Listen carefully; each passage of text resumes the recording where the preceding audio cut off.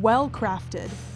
That's the phrase I want you to keep in mind as we talk about Netflix's graphic novel-inspired miniseries, I Am Not Okay With This.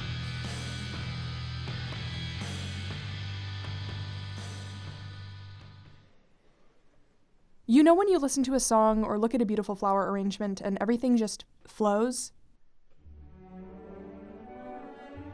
There's balance at every level. The tones complement. It feels intentional, like everything was put there on purpose. It doesn't only sound good or look good, it feels good to listen to. It feels good to look at. I Am Not Okay With This is almost that. The show shines with personality. The three main actors have a nice, easy flow. So you and Sid are like neighbors. Like close neighbors, right? I mean, we're like a few blocks away from each other, so I'd say we're moderately close. Yeah. The creative shot composition looks thoroughly planned out. And quick flourishes of well-chosen sound effects and a snappy dialogue pace keep the show tight and attention-grabbing. I don't care about fixing it, I care about that.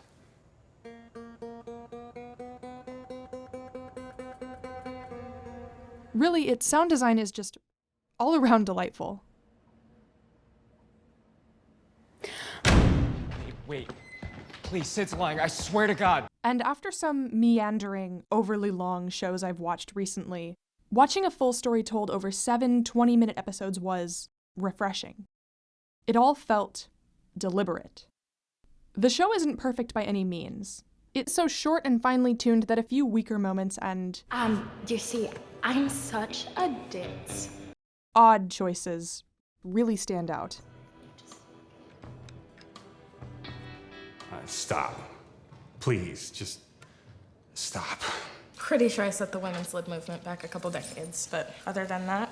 This isn't a full review. Okay, here's the full review. 8.5 out of 10 stars, well worth a watch. I want to focus on a specific element of the show that felt especially well crafted. And I will be spoiling this thing top to bottom. It's only 2 hours long if you want to go watch it first. I want to talk about the foreshadowing. I'm obsessed with foreshadowing. It's like being obsessed with cheese. It's kind of in everything. It's sprinkled all over the place. Sometimes it's really cheap and bad and makes you lose your appetite. Sometimes a little goes a long way. Sometimes it's the main event. It's the best part, and it holds the entire meal together by itself. But you've got to be thoughtful about it, you know? You don't want cheese where it doesn't belong. Foreshadowing is a vague term, and with vagueness comes versatility. It basically means hinting at events yet to come. Storytelling is, at its core, relaying a series of events to an audience, one after another, and foreshadowing takes an event that will actually happen here, and gets the reader to start anticipating it here. It can build suspense, be played for laughs, create intrigue, and I Am Not Okay With This uses foreshadowing to do all of these things and more. Think of it like you're just talking to yourself and no one will ever read it but you. If you didn't hear this line and immediately think, someone is going to steal that diary so good, then you probably haven't spent enough time on TV tropes. Don't go to TV tropes, you will never be seen again. I used the term lampshading earlier. Lampshading is when a writer deliberately calls attention to something they anticipate their audience might be thinking. Pretty sure I set the women's lib movement back a couple decades. It's basically the literary equivalent of in before. Think of it like you're just talking to yourself and no one will ever read it but you. I suspect the writers were trying to lampshade the fact that media-savvy viewers are expecting the diary to get stolen. Dear Diary, Kevin is so hot. Like, you don't give a diary to a character if it's not going to be stolen at some point. According to TV and movies, a diary's entire purpose for existing is to be read by someone else. Think of it like you're just talking to yourself and no one will ever read it but you. This basically feels like the writers are saying, we know, it's a diary. The fact that we're even giving this to her means that you know it's going to get stolen. Now when it happens, instead of rolling your eyes, you can pat yourself on the back for noticing this little bit of foreshadowing. It's an Easter egg, a little wink-wink from the writers to you. It's The complete opposite of the biggest, most noticeable instance of foreshadowing in the show, which is the very first shot of the very first episode. Dear Diary, go fuck yourself. This is the first image you're greeted with as a viewer. Your first picture of the world and of the main character, Sydney, walking down an empty street at night, covered in Carrie levels of blood. You first see it here. The actual event that's being foreshadowed happens here. The first few moments of the first episode and the last few moments of the final episode. Says show co-creator Christy Hall, "We always really loved the idea of a slow burn for this one. How do we keep this contained for as long as humanly possible?" The writers do not let you forget this is on the horizon. You don't only see this shot here, it's also here, here, and here. We are well prepared and itching to find out what's going to happen. Like, in episode 4, Sydney is dealing with the emotional aftermath of accidentally exposing her deepest, darkest secret. Sid!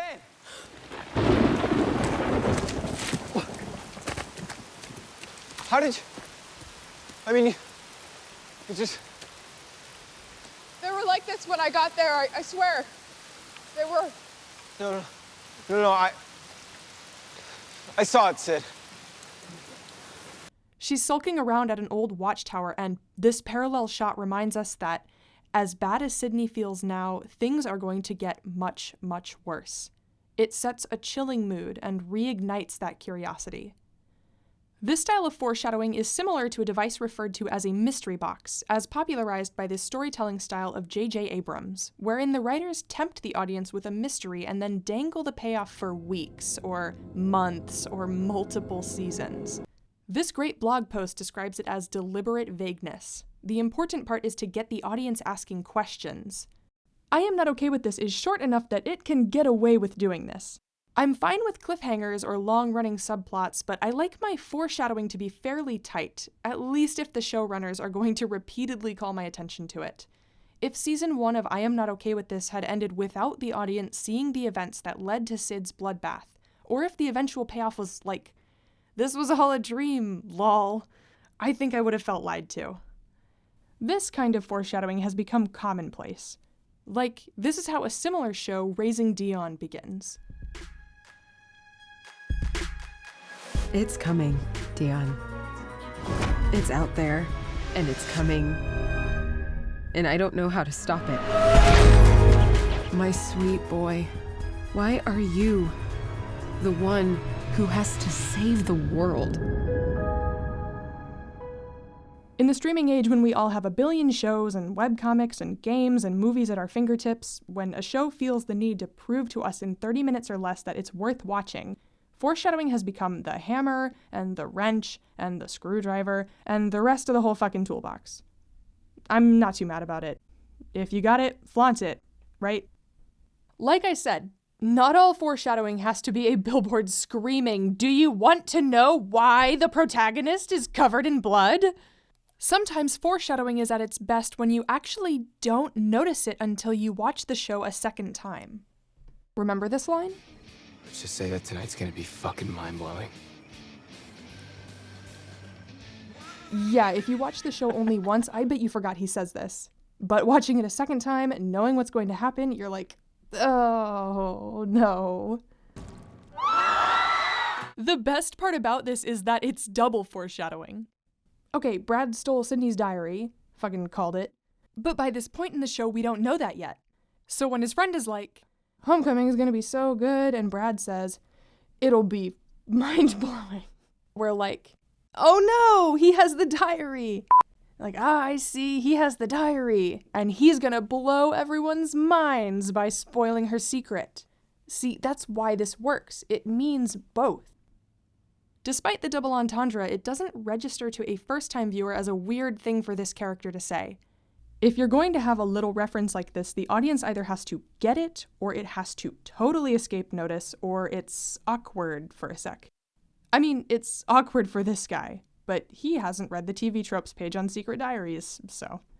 This can be tricky to pull off because, like all dialogue, it has to satisfy a lot of criteria. It has to make sense as a line for this character to say, at this time, to these people. And, this part's important for the next example we're going to talk about, all of these 3 things have to make sense to a viewer who knows what the line is in reference to, and to a viewer who doesn't, it just has to pass as a normal line of dialogue. That's a lot of things to juggle, and the foreshadowing in this show does it really well. There's a lot of examples of good, varied foreshadowing in this show that demonstrate the versatility of foreshadowing as a literary device. We've seen foreshadowing as a hook, as lampshading, and as a tip of the hat to second-time viewers. The last 2 examples I want to talk about really demonstrate the thought and attention that can go into careful little moments, and really stretch what foreshadowing is capable of doing. Neither of these moments is mind-blowing. You can enjoy the show without picking up on either of them, and again, that's what makes them good. And what I'm not saying is that if you didn't pick up on either, you weren't paying attention. A good creator will always put a little bit of themselves into their work in ways that will only strike a chord with certain members of the audience. That's, to me, the power of sharing what we noticed about art. By discussing what we took out of our personal viewing experiences, we can enrich the experiences of others. So hopefully, if you liked I Am Not Okay With This video will enrich your experience a little too.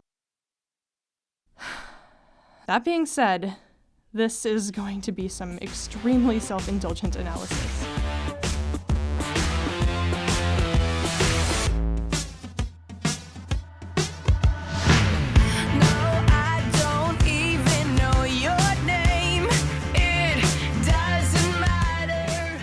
Finishing touch, lipstick.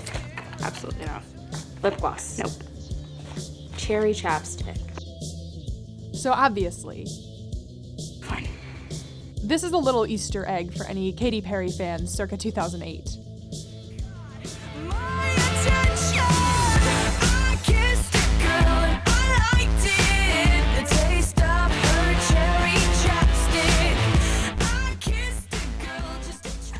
At this point in the show, we're already getting the sense that Sid's sexuality might be in question.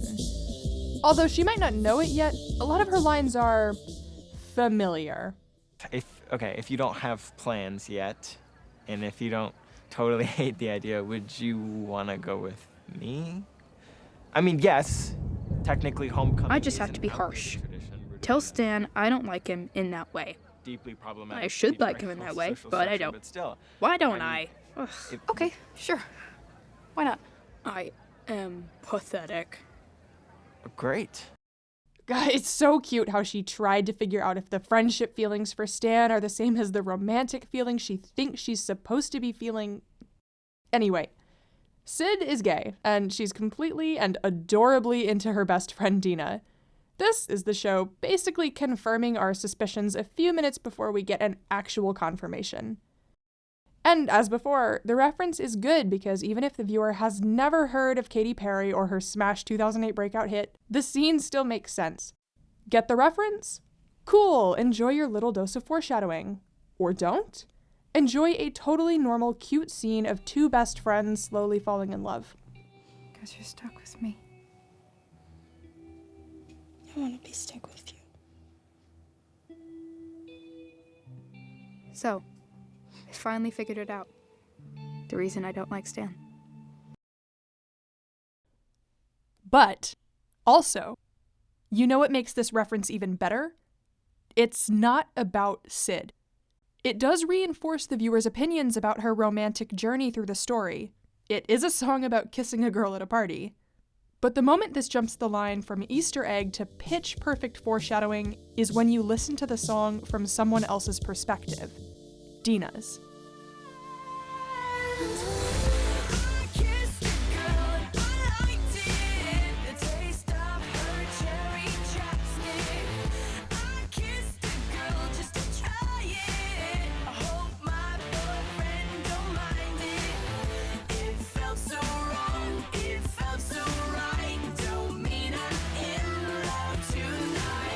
Drunk. Oh, yeah. The moment Dina realizes she's likely not heterosexual comes after kissing a girl at a party and discovering, well... I didn't not like it. taste of her cherry chapstick.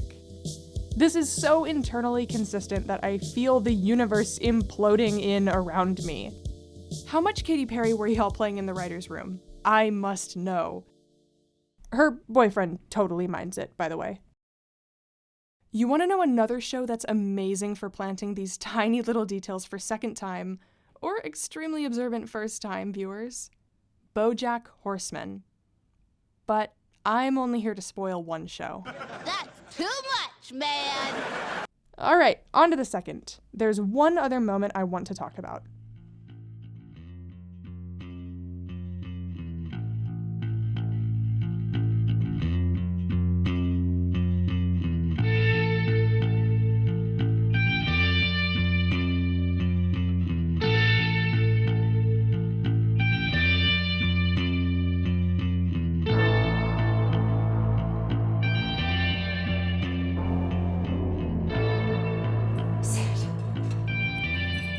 Why are you down here?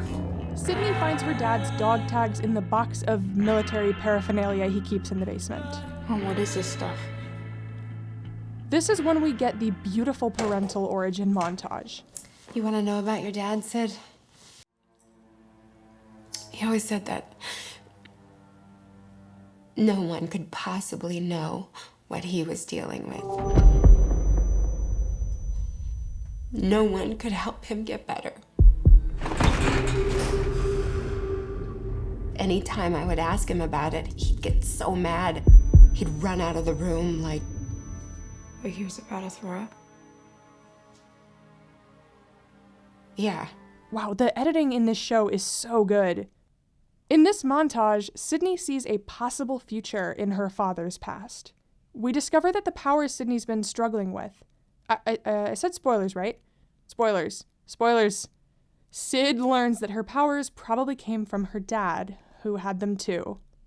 And it didn't end well for him. He had something in him, Sid. Something that he was always wrestling with. And that thing won. This confrontation with her worst possible future is a wake-up call. Sydney is a teen girl deciding who she's gonna be, struggling with powers that come out in scary ways, and after this, she just completes her character arc. She wears her dad's dog tags to homecoming, marking acceptance of the past given this new knowledge she has, and marking a resolution to the turmoil about her father's mysterious suicide. She reconciles with her mother. She apologizes to her brother. She goes and has a normal high school experience. She makes the decision to win the struggle against the thing inside her, and knows that the best way to do this is to decide not to let the struggle own her. She's gonna carry on her dad's legacy, but still make the decision to run her own life, not let destiny control her. And then Sydney hits her low point.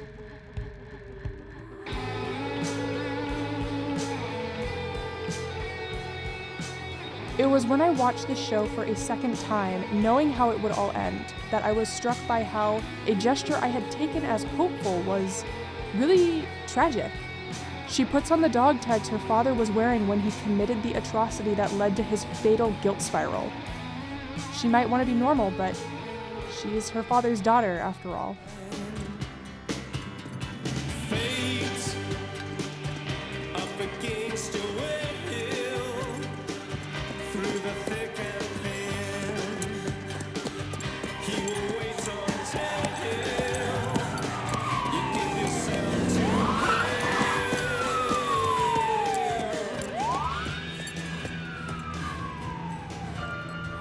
You can interpret this both ways.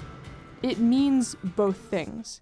It meant both things to me, just not at the same time, not knowing the same things. From the future, there's only one way to interpret it. Little touches like these are what elevate a show from good to great.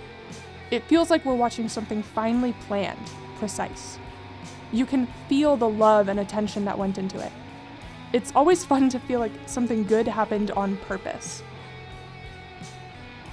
I can't promise you that these things were intentional and not just a happy accident, and that the meanings I've picked out represent the true author's intent.